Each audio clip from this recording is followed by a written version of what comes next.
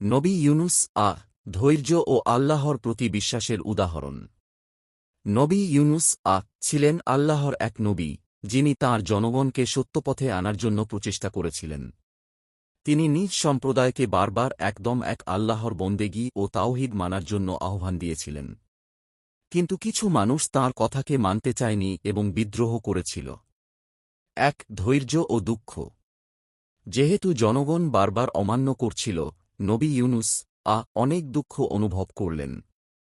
শেষ পর্যন্ত তিনি অনুভব করলেন যে আল্লাহর পরিকল্পনা মানুষের উপরেই নির্ভর করছে এবং তিনি নিজেকে আল্লাহর ইচ্ছার বাইরে নিয়ে যেতে পারবে না। কিছু সময়ের পরে তিনি শহর ছেড়ে পালিয়ে নৌকায় চড়ে গেলেন। তিমির পেটে প্রার্থনা। নৌকাটি ঝড়ের সময় সমুদ্রে ডুবে যাওয়ার বিপদে পড়ল।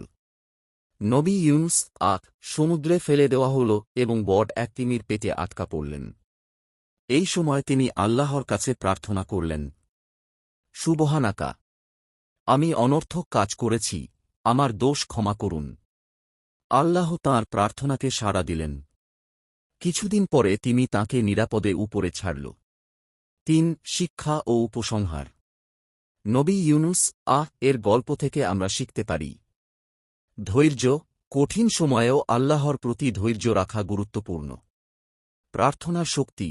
সংকটের সময় প্রার্থনা সবসময় কার্যকর। দোষ স্বীকার ও ক্ষমা প্রার্থনা। ভুল করলে তা স্বীকার করা এবং আল্লাহর কাছে ক্ষমা চাওয়া একটি মহৎ গুণ। আল্লাহর সাহায্য সর্বদা সঙ্গে থাকে। আল্লাহ তাঁর বান্দাদের সাহায্য করেন, কখনও ছেড়ে দেন না। শিক্ষামূলক। ধৈর্য ধরো, প্রার্থনা করো, আল্লাহ সব সময় সাহায্য করবেন। যদি তোমার ভালো লেগে থাকে তাহলে চ্যানেলটা সাবস্ক্রাইব করতে ভুলো না। নতুন ইসলামিক গল্পের জন্য আমাদের চ্যানেলটি সাবস্ক্রাইব করো।